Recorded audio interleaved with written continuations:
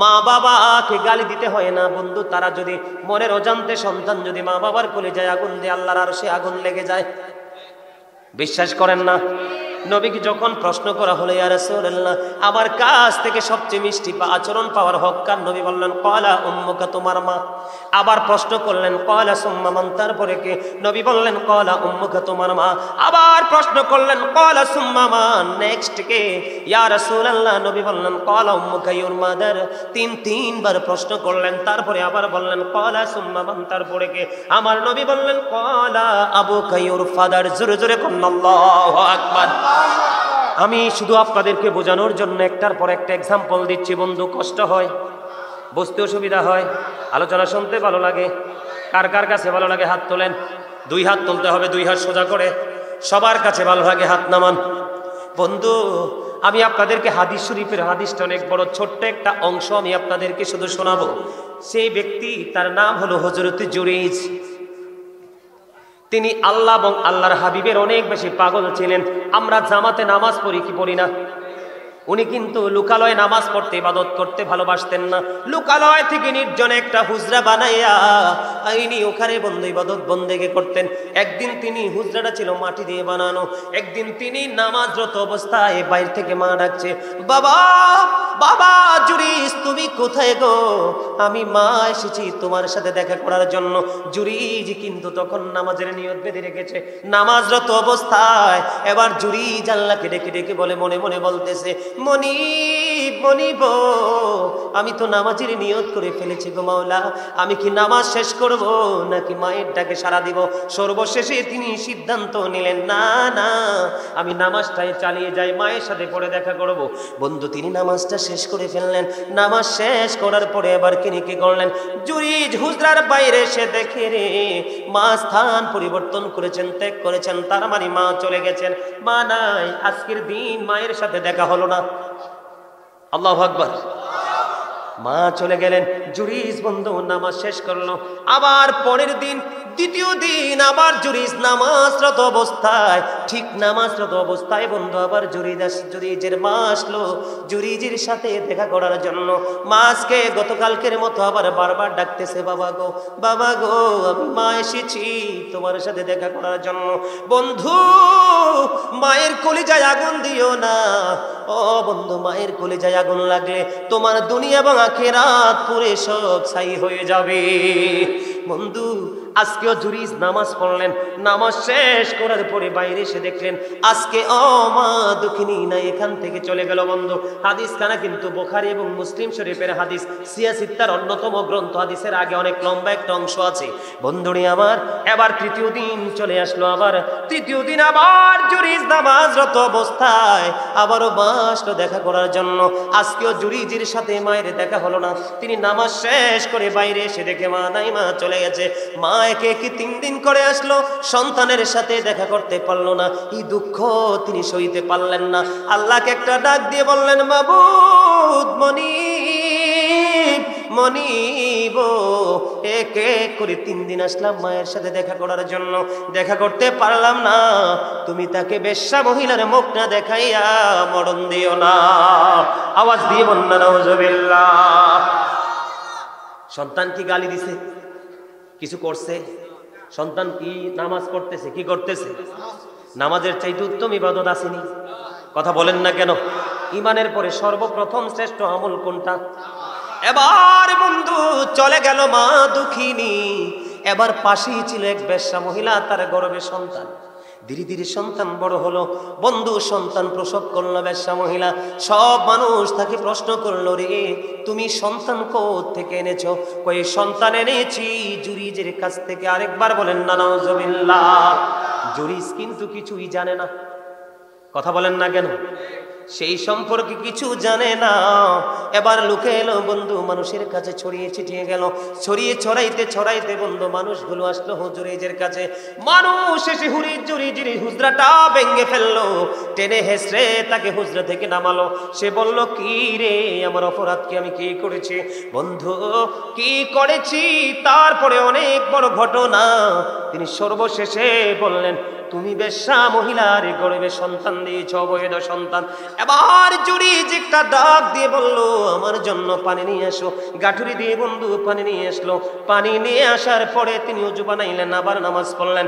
নামাজ পড়ার পরে বাচ্চাটাকে সামনে নিয়ে আসলেন। বাচ্চাটাকে সামনে নিয়ে এসে বললেন, বাচ্চাটাকে আমার সামনে নিয়ে আসো। বাচ্চাটাকে আনতে দেরি, বাচ্চাটার পেটটার উপর হাত রাখিয়া এবার জুরিজ বলল, বাবু বলো না তোমার বাবাকে।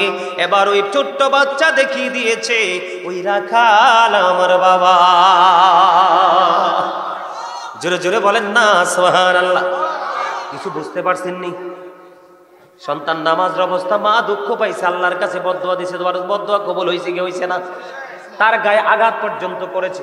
কি করেছে?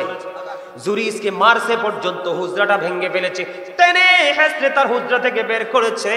পরে যখন তার এই কারামত তিনি দেখতে পাইলেন, কারণ জুরিজ ছিলেন আল্লাহওয়ালা, খুব বড় বুজুর্গ, তখন তৎকালীন সময় মানুষগুলো জুরিজের কাছে সেই চুমু খেতে লাগলেন, তার থেকে বরকত নেওয়ার চেষ্টা করলেন। এবার বললেন, আপনি যদি চান আপনার হুজরাটা স্বর্ণ দিয়ে বেঁধে দিব। জুরিজ বলেছে, না না, স্বর্ণ দিয়ে বাঁধাইতে হবে না, আমারটা মাটির ইটাই তুমি মাটির করে দাও। এগুলো অপরাধ কিনা বন্ধু? কথা বলেন না কেন? আমি আর লম্বা ওই দিকে যাইতে হবে না, ওই কবরের আযাবের দিকে আমাকে যাইতে হবে বন্ধু। এই যে এতগুলো কথা আপনাদেরকে মনে করে দিলাম, পাপ কিনা? অপরাধ কিনা? অন্যায় কিনা? জুলুম কিনা? জুলুম করলে মানুষের ঠিকানা হবে কোথায়? জাহান্নাম। এই জাহান্নামের খবর জানেননি? আল্লাহ রাব্বুল আলামিন বলেছেন, ইন্না বাতশা রাব্বিকা লাশাদীদ। আল্লাহ বলেছেন, the seizing of Allah is difficult. আল্লাহর ধরা, আল্লাহর পাকড়া বড় শক্ত, বড় কঠিন। আল্লাহ বলেছেন, ইন্নাল্লাহা সারিউল হিসাব। Allah is quick to take account. Allah হিসাব গ্রহণে অত্যন্ত তৎপর। আল্লাহ কি? আল্লাহ হিসাব গ্রহণে অত্যন্ত তৎপর। বান্দাকে আল্লাহ ধরবে খুবই শক্তভাবে বন্ধু, আবার হিসাবও নিবে বান্দার কাছ থেকে চুকিয়ে চুকিয়ে। জীবনে যত কুকর্ম করেছে মানুষ, সবগুলো মানুষের চোখের সামনে থাকবে, তারা কবরে যাবে রে। ওই পাপীদের জন্য ভয়ঙ্কর একটা খবর হলো বন্ধু, সবচেয়ে বড় ভয়ঙ্কর, সবচেয়ে বড় কব আযাব হলো জাহান্নামীদের সবচেয়ে ছোট্ট একটা আযাব হলো, তাদেরকে আগুনের এক জোড়া জুতা বানাইয়া দেওয়া হবে। আগুনের এক জোড়া জুতা পরিয়ে দেওয়া হবে রে। ও বন্ধু, আগুনের জুতা যখন পরিয়ে দেওয়া হবে, পায়ে যখন তুমি লাগাইবা, ও বন্ধু, মাথার মগজটা, কুরবানি ঈদের দিনে মানুষ গোস্ত কম রান্ধে না বেশি রান্না করে? অনেক বেশি রান্না করে। বিয়ের দিনে মানুষ গোস্তকে কম রান্না করে না বেশি রান্না করে? আপনারা আজকের পরে যাইয়া দেখবেন, গোস্তের পাতিলটা যেমন করে টকবক টকবক করে উতরায় রে, টকবক টকবক করে উতরায়। এই আগুনের জুতাটা পরিয়ে দেওয়ার পরে তাদের মাথার মগজটা এমন ভাবে টকবক টকবক করে উতরাইতে থাকবে বন্ধু। ওই যে বলেছি একটু আগে বন্ধু, সবচেয়ে বড় ভয়ঙ্কর খবর বন্ধু, পৃথিবীতে অসুস্থ হলে হসপিটালে যাওয়া যায়, অভাবে পড়লে বন্ধুর কাছে হাত পাতা যায় বন্ধু। কোনো প্রতিকূল অবস্থা তৈরি হলে আপন স্বজনের মাধ্যমে এটাকে অনুকূলে আনা যায়, কিন্তু পরকাল বড় নিষ্ঠুর রে। পরকাল বন্ধু বড় নির্মম, এটা অবর্ণনীয় কষ্ট। পৃথিবীর কোন আলেম 100% ব্যাখ্যা করে পৃথিবীতে বুঝাইতে পারবে না। আমার আল্লাহ বলে দিয়েছেন, লা ইয়ামুতু, মরতে পারবে না, ফিহা ওয়ালা ইয়াহইয়া, বাঁচতেও পারবে না, ওমা হুম আনহা বিগাইবিন, সেখান থেকে পালাইতেও পারবে না। কথা কি বুঝে আসছে? কথা বলেন না কেন?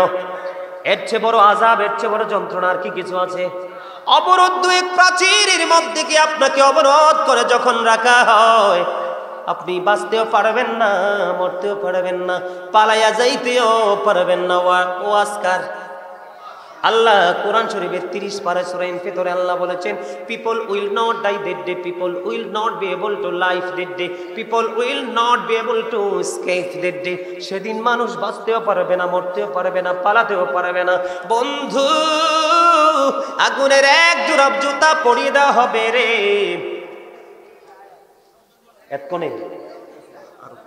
এতক্ষণে কি আর পরে 12টা বাজতেছে। আমরা খুব চালাক মানুষ বন্ধুরে আমার কথা আপনারা বুঝেননি। আগুনের এক জোড়া জুতা পরিয়ে দেওয়া হবে। কয় জোড়া? কথা কয় না। কয় জোড়া? আগুনটা কেমন হবে জানেননি?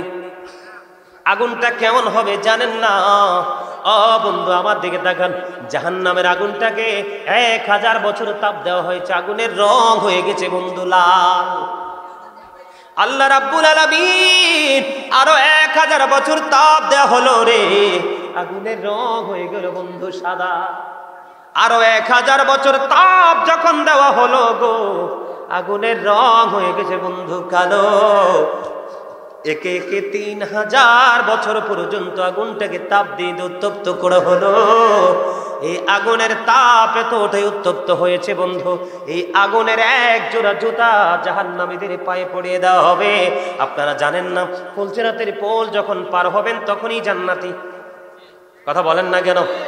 এখনকার যুগের মানুষ সবচেয়ে বেশি মজা পায় মানুষের হক নষ্ট করতে।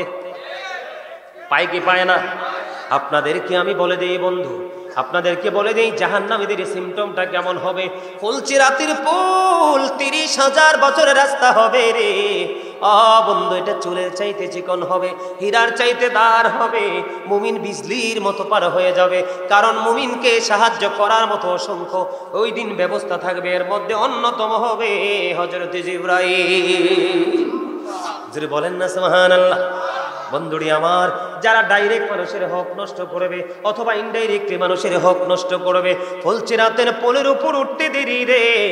ও বন্ধু, আল্লাহর কুদরতি হাত দিয়ে ধাক্কা দিয়ে জাহান্নামে ফেলে দেওয়া হবে।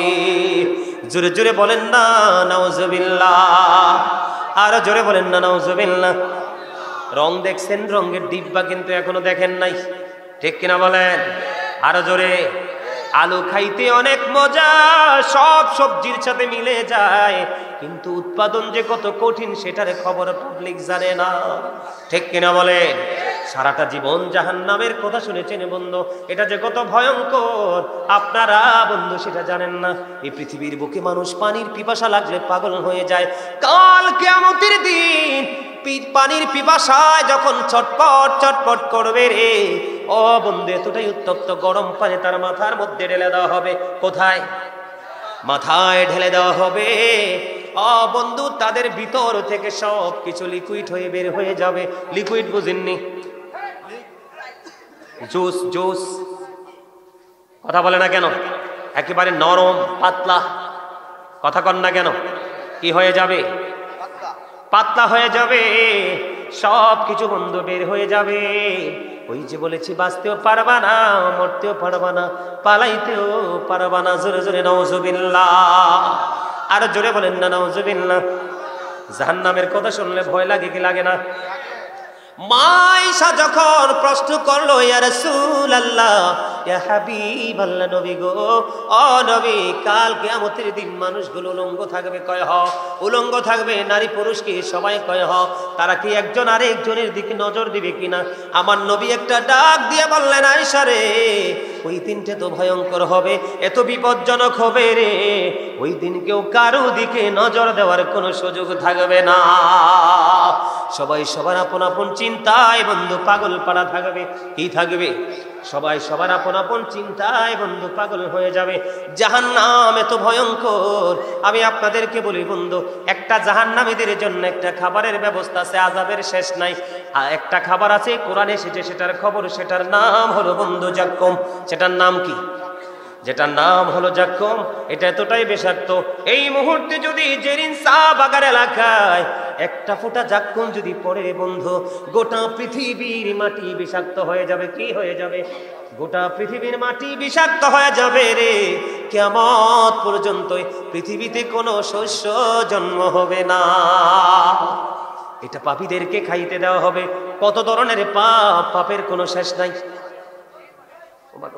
পাগল করে ফেলবো তো। ওই লাঠি নেন তো, এই লাঠি নেন।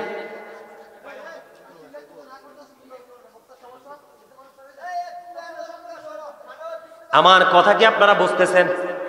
কি খাবার কি খাওয়া যাবে? মুখের কাছে আনতে দেরি দাঁতগুলো পড়ে যাবে, অটোমেটিক্যালি পড়ে যাবে। ভিতরে ঢুকতে দেরি রে, সব কিছু লিকুইড হয়ে যাবে।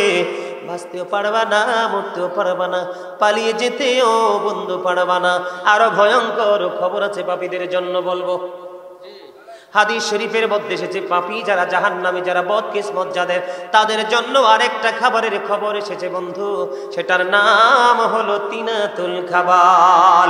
জোরে জোরে বলেন না নাউজুবিল্লাহ, আর জোরে বলেন না নাউজুবিল্লাহ।